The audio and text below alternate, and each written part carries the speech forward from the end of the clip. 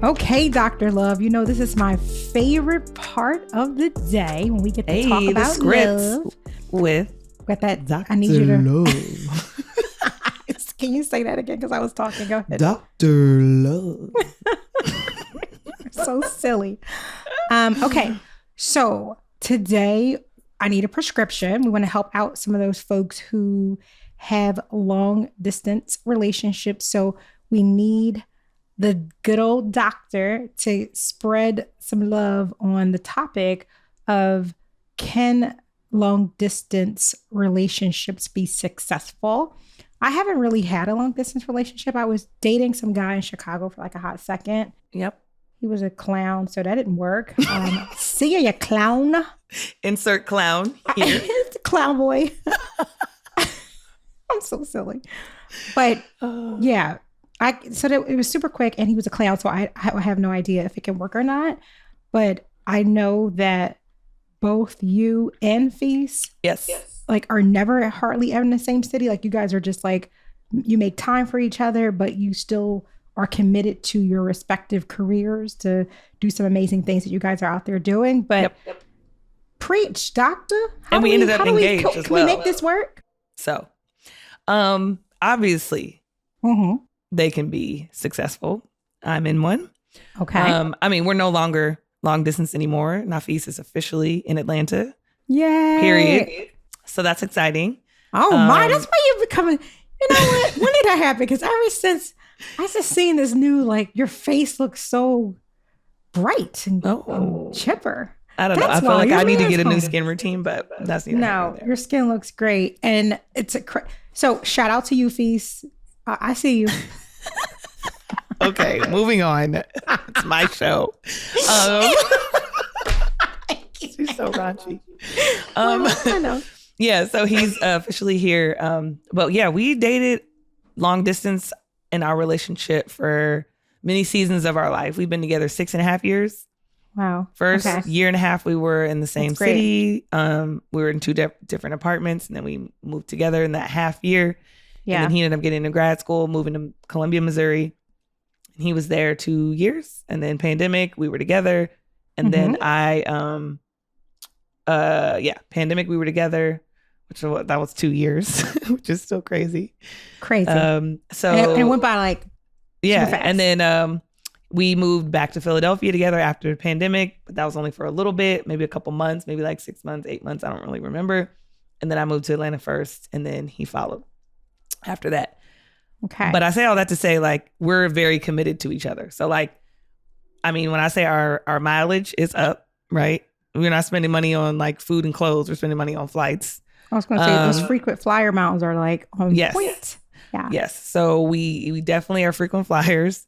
We are always at the same events, weddings, things like that. We do lots of that kind of stuff together. So those are kind of our like tentpole, you know, dates and moments and memories together.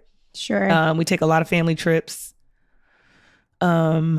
But I will say, I mean, I've done long distance my whole life, but I know for a fact that those were just jokes. Like, those weren't real. Those were just like filling space, filling time, right? Yeah. Those are just having fun. Those are not real. Yeah. Right, exactly.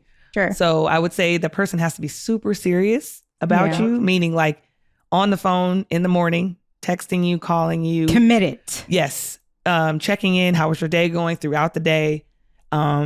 And also at night, making sure you guys get that time in at night to talk about your day and pour into each other. Mm-hmm. And so me and Nafis are, so even though we were long distance for a long time, sporadically in our relationship, it never felt like we fell off, like we didn't lose contact. Like we're just very serious about each other. So that was the only way I felt comfortable being with someone. Yeah. Is because he was so communicative. He was overly communicative. Actually, I was just about to say.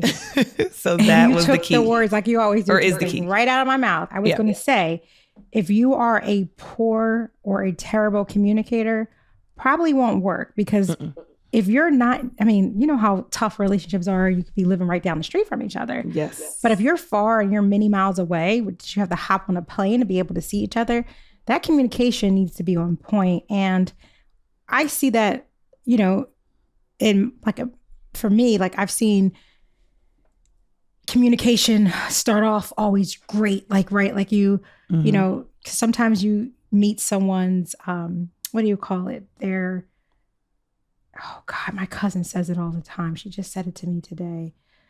It'll come back. I had to come back, but whoever it is like the person who they want you to see. And then after about 3 months or so, you get the representative. So you get to meet that person's, I mean, like, what is it?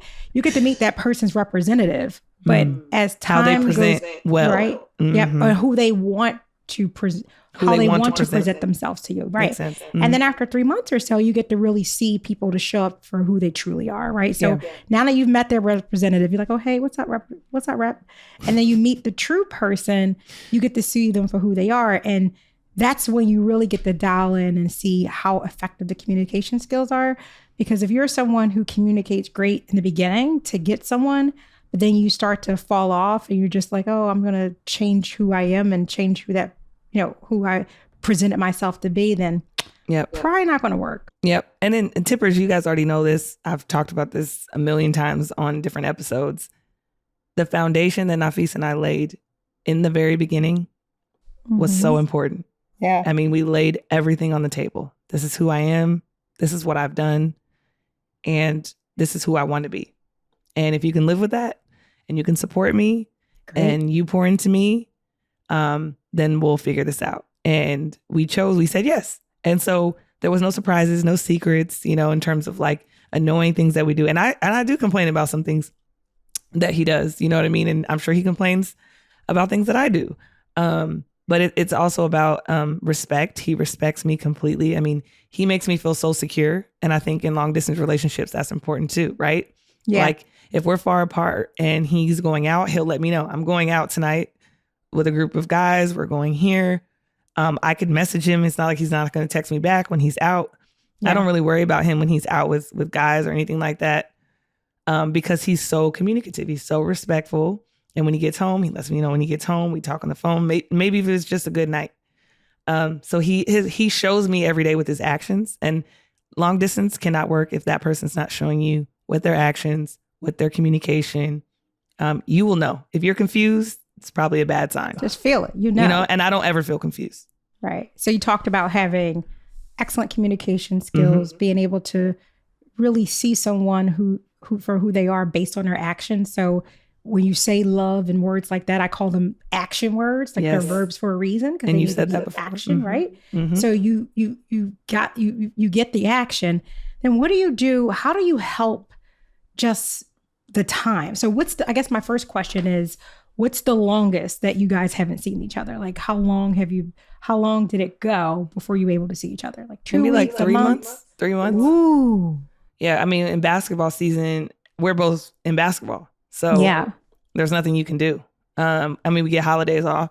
So, and my job is super flexible. And so, yeah, sometimes, you know, those things would conflict.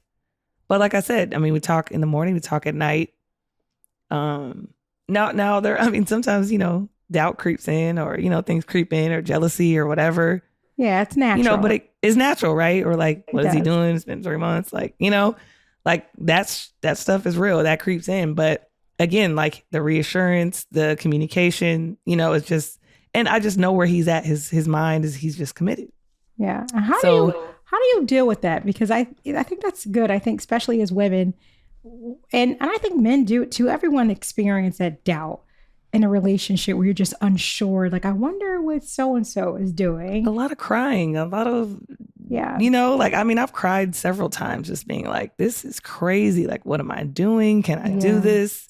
Is it possible to keep this going? Yeah. But at the end of the day, like I said, like Nafis has always shown me what he's wanted and it's always been me. Awesome. Like I've never felt like he did not want me. So that's great. I always say that like, I know what love is not because I now know what it is. You know what I mean? Like I never had what I have now.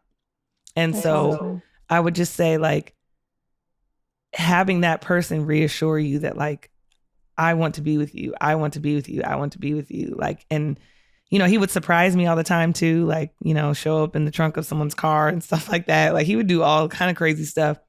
I'm just feeling like if you're doing all that, you ain't doing nothing. You know what I mean?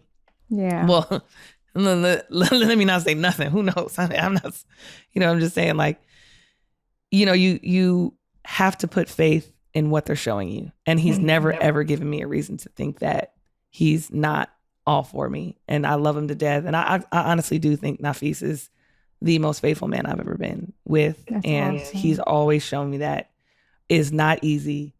And like I said, like, we were long distance and we're now engaged, and he's wonderful. And I think that you shouldn't put up with anything less. And I think then what you deserve. How my heart has been broken before, because I knew I wasn't getting that, but I would make excuses, and I don't have to make excuses now. You know what I mean? Yeah. When you start to make excuses, then you know that that person is not for you, because you know how I say this all the time. When someone loves you, you can feel it and you know it. Yeah. You start questioning, like, does this person love me? Can this work? I don't know.